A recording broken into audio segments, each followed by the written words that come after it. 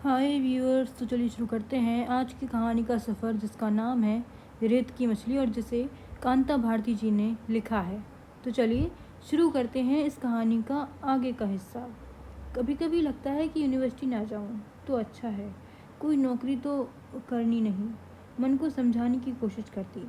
रमण का साहस या तो बढ़ता जाता था या फिर उस पर पागलपन हावी होता जा रहा था।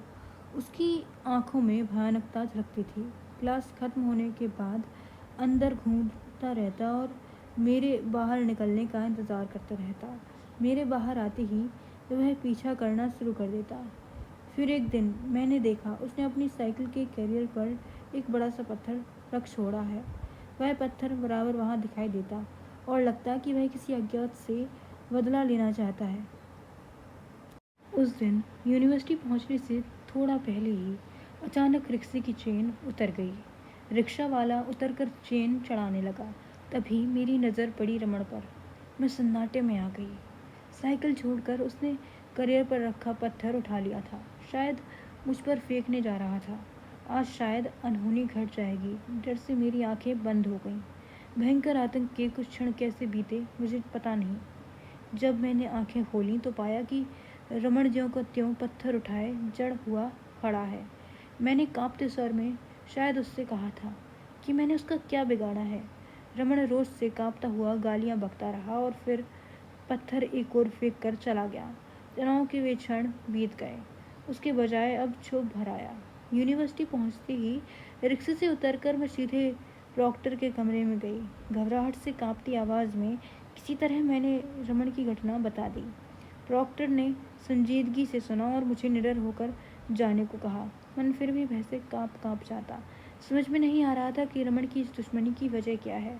क्लास में मैं कैसी बैठी मुझे पता नहीं। शायद शरीर ही क्लास में था, मन नहीं। क्लास खत्म हो जाने के बाद भी आतंकित मन के लिए मैं स्टाफ रूम के सामने जाकर खड़ी हो गई। बहुत साहस करके किसी तरह मैंने चिक उठाकर अंदर देखा। शोभन शर्मा जी के साथ किसी बहस में व्यस्त थे। शर्मा जी ने ही पहले मुझे देखा, आग्रह से अंदर बुलाया। बहुत चाहकर भी मैं अपनी घबराहट छिपा नहीं पा रही थी। शर्मा जी भी इस बात को समझ गए, पूछा भी, लेकिन मैं बात टाल गई। शोभन मुझे देखकर शायद अचकचा गए, फिर संकोच छोड़कर पूछा, क्यों कुंतल, बात क्या है? चाहा कि बात कह दूं, लेकिन रुक गई। सिर्फ इतना कहा कि कुछ ज़रूरी काम था, इसलिए सोचा कि आपके साथ ही घर चलूं। परिस्थिति के बारे में उन्हें कुछ भी पता नहीं था। बोले, अभी तुरंत जाना तो मुश्किल होगा, मुझे अभी क्लास लेनी है। मन में फिर उठा कि जो कुछ घटा है वह कह दूं, क्योंकि उसके बिना ये परिस्थिति की गंभीरता समझेंगे नहीं। लेकिन संकोच ने फिर मुझे बांध लिया। लेकिन फिर क्या उपाय है? अकेले वापस जाना होगा।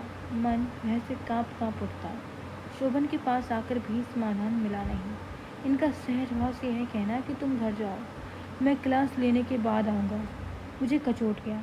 लगा मुझे तूफान में अकेले छोड़ दिया। पैर के अंगूठे की ओर दृष्टि गड़ाए मैंने लंबी सांस ली और बहुत बेसहारा महसूस करते हुए बाहर आ गई। मन खींच से भर उठा। शोभन समझती क्यों नहीं? अगर कुछ विशेष कहना ना होता तो मैं आती ही क्यों और वहाँ उन सबके सामने कहती भी क्या? रिक्शे पर बैठकर घर लौटी तो रास्ते भर भय से चौकन्नी होकर आगे पीछे देखती रही। दूर दूर तक कि कहीं वह पागल प्रेत दिखाई न दे जाए। मन ही मन बार बार अपने इष्ट का ध्यान भी करती रही थी। घर पहुंची तो जैसे सांस लौटी। सबसे पहले जैसे तैसे सारा कांड माँ को सुना गई। उन्होंने प्यार किया और फिर सहलाती हुई बोली, ईश्वर रक्षा करेगा, सब ठीक हो जाएगा। शुक्र है उसने तुम पर पत्थर फेंक नहीं दिया, नहीं तो मैं अपनी बहू कहाँ से लाती। थोड़ा खाकर स्वस्थ हो ले, शोभन आएगा तो सब ठीक हो जाएगा। मेरा मन घटनाओं से उलझकर खिन्न हो गया था। जवान का स्वाद जैसे बिगड़ गया था। खाने का जी नहीं था, फिर भी किसी तरह नाश्ता किया। तभी दरवाजे पर आवाज़ हुई। जाने क्यों मैं सहसा घबरा गई। माँ ने मेरे आतंक को समझ लिया। उठती हुई बोली, तुम बैठो, अब से मैं ही दरवाज़ा खोला और बंद करूँगी। दरवाज़ा खुलने की आहट हुई और शोभन की आवाज़ आई, माँ तुम, कुंतल नहीं आई क्या? कहते हुए वे अंदर आ गए। उनकी उत्सुकता और चिंता उनके चेहरे पर उभरी हुई मैंने देखी। मैं आश्वस्त हुई। मुझे देखते ही वे निकट आए और फिर माँ के संकोच से अलग हट गए। हाथ मुँह धोया और तुरंत अपने कमरे में चले गए। नाश्ता लेकर जब मैं पहुंची तो लगा आतुरता से प्रतीक्षा कर रहे थे। हाथ से नाश्ते का सामान लेकर जल्दी से एक तरफ रखा और बाहें पकड़कर खींचते हुए बोले, क्या बात थी? आज स्टाफ रूम में कैसे आ गई? चेहरे में झांकते हुए किसी सीमा तक मुग्ध आंखों से देखते हुए उन्होंने कहा, विभाग में लोग तुम्हारी बड़ी तारीफ कर रहे थे, बल्कि मैंने जब तुम्हें अकेले भेज दिया तो शर्मा जी बरस ही पड़े। उन्होंने कहा कि वह तो संकोच कर रही होगी, पता नहीं कौन सा काम था, तुम्हें सुनना तो चाहिए था। वैसे सच बताऊं कुंतु, तुम्हारा स्वर सुनने के लिए ही तो जीता हूँ। बाद में तो मुझे भी लगा कि भूल हुई। तुम्हारे जाने के बाद तो जी भी उखड़ गया था। पता नहीं क्यों कुछ आशंकाएं भी मन में तैरने लगीं। मेरे कंधों को भींच कर जैसे उन्होंने आशंका का शमन कर लिया। फिर कान के पास ओट ला कर धीरे से बोले, कहीं चलना था? उन क्षणों की मधुरता को सहसा तोड़ने का साहस मुझे भी नहीं हुआ। पहली बार मैं बात टाल गई। बोली, कुछ भी तो नहीं है, आप पहले नाश्ता कीजिए। मन के गहरे में छुपी हुई बात उनसे पढ़ी ना जाए ऐसा भी संभव नहीं था। यह मुझे भी मालूम था। मैं यह भी जानती थी कि जब तक अंदर की बात उन्हें बताऊंगी नहीं तब तक वे बात को टलने नहीं देंगे। इसलिए तुरंत ही मैं शर्मा जी के बारे में पूछने लग गई। इतना अंतराल अवश्य हो सका कि वे चाय पी लें, लेकिन फिर तुरंत ही वे प्रसंग पर लौट आए। मैं बर्तन लेकर उठने ही हुई थी कि उन्होंने फिर हाथ थाम लिया। तन्मय होकर बोले, छोड़ो ना ये सब कुंतो, पहले बताओ ना क्या बात है। सच तो यह है कि अब वह बात बताने का वैसा साहस और मैं बटोर नहीं पा रही थी। रमन की वह घटना इनके भावुक हृदय पर कितना गहरा आघात पहुंचा सकती है इसका अनुमान मुझे था, पर वे अब इस बात को अच्छी तरह समझ गई थी कि मैंने उनसे कुछ छुपाया है और उसे छुपा ही रहने देना चाहती हूँ। ऐसे क्षणों में दूसरे को विवश करना उन्हें आता था। बस अपनी बाहों में कसकर जकड़ लिया। एक क्षण के लिए लगा कि कहीं उस दबाव से ही बात बाहर ना आ जाए, लेकिन संतुष्टि हुई कि एक चुंबन ने होठों को बंद कर दिया। लेकिन कितनी देर? अंतर की बात चुंबन की मधुरता के चुंबकीय आकर्षण के साथ साथ होठों तक आ गई। बात कहते कहते मन भारी हो आया, आंखें भीग गईं। रमन की उस हरकत के एक एक पहलू के बारे में विस्तार से उन्होंने सुना और गंभीर हो गए। मेरे कंधों पर से उनकी बाहों का कसाव ढीला हुआ और वह धीरे से उठकर खड़े हो गए।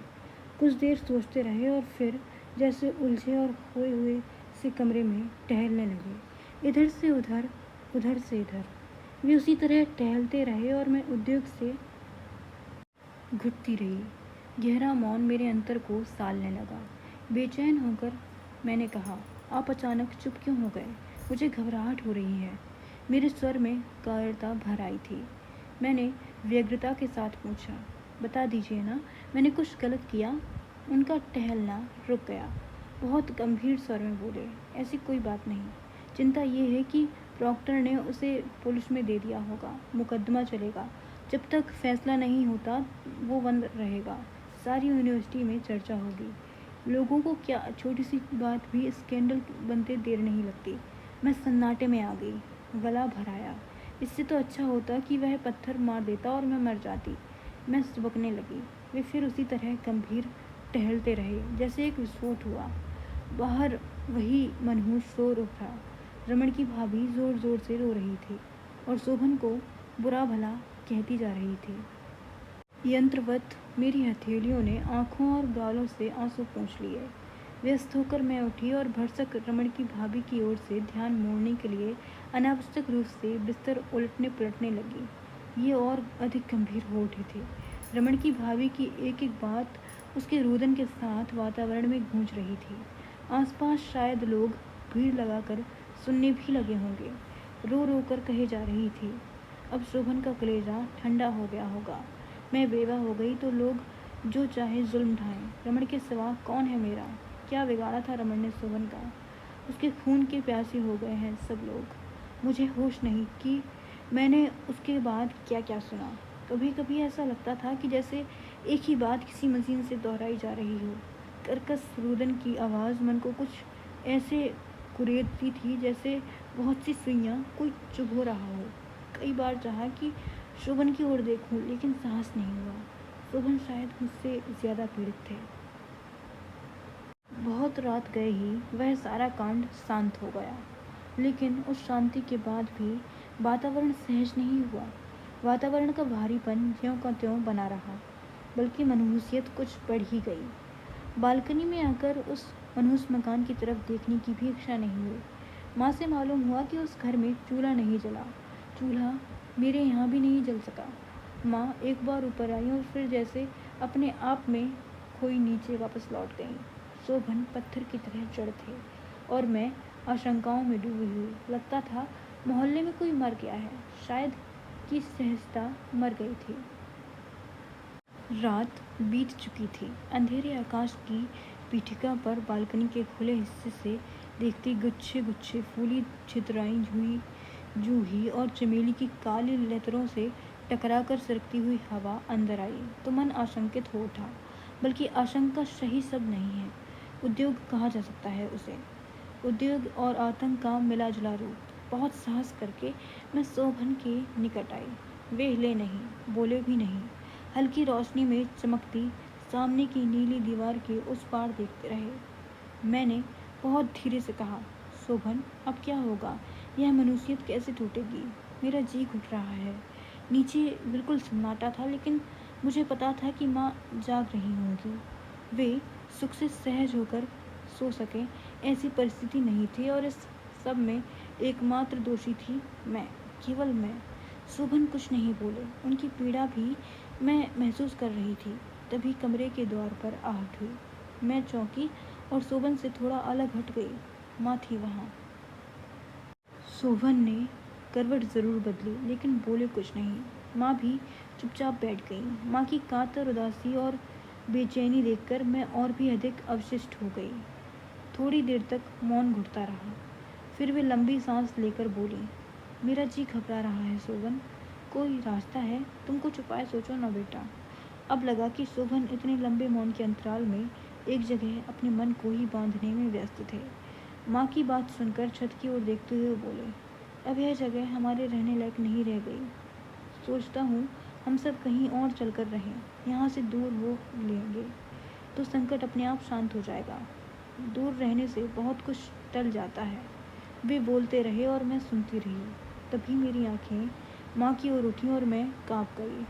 उनके शांत, सरल, गंभीर चेहरे से ढुलक कर आंसू उनकी गोद में टपक रहे थे।